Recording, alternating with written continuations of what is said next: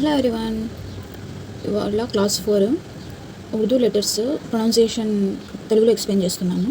ఇక్కడ రాస్తాను, మీరు నోట్బుక్లో తెలుగులో కావాలంటే తెలుగులో రాసుకోండి, లేకపోతే మళ్ళీ ఇంగ్లీష్ వీడియో కూడా రిలీజ్ చేస్తాను, ఇంగ్లీష్లో ఎక్స్ప్లెనేషన్. అప్పుడు ఇంగ్లీష్ వర్డ్స్ రాసుకోవచ్చు.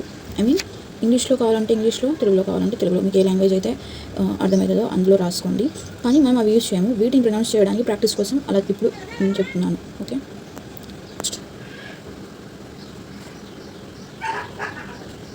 అలీఫ్, బే, తే, టే, టే, సే. ఓకే, అలీఫ్, బే, పే, తే, టే, సే. అనిపిస్తుందా సరిగ్గా? అండ్ జీమ్, చీమ్, హే, హే.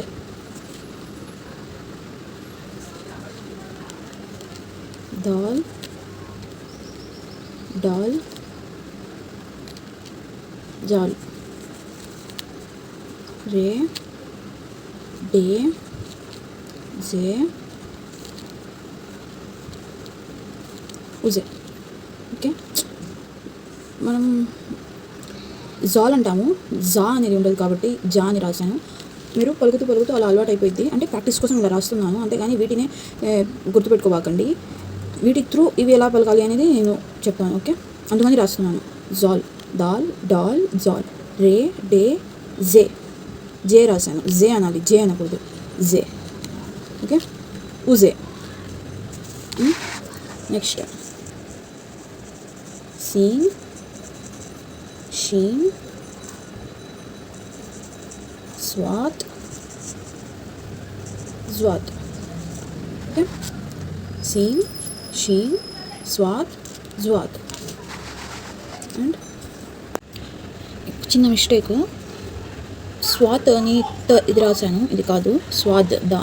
ఓకే, స్వాద్ అని పలకాలి, స్వాద్, జ్వాద్. ఓకే, నెక్స్ట్ తోయ్,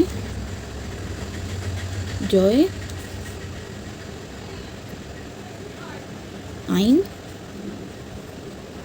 గైన్, ఫే. ఖాఫ్,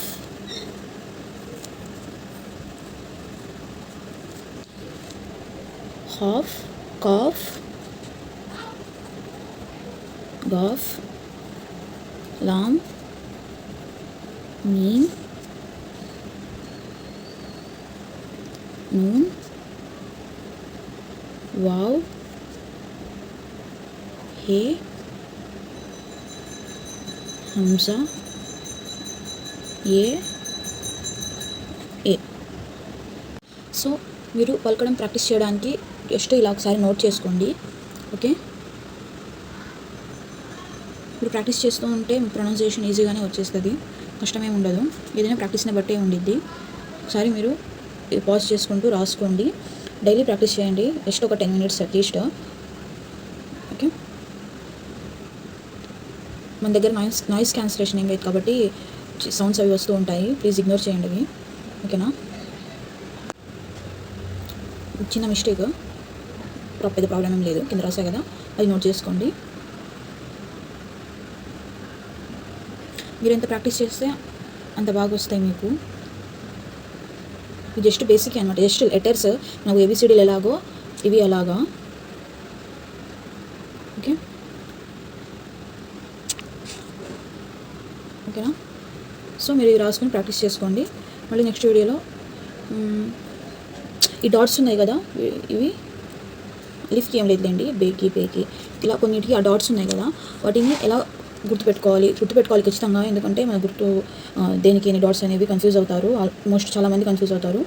సో అవి ఎలా గుర్తుపెట్టుకోవాలి అనేది ఒక రైమ్ లాగా నేను ఎక్స్ప్లెయిన్ చేస్తాను, మీకు ఈజీగా ఉండిద్ది.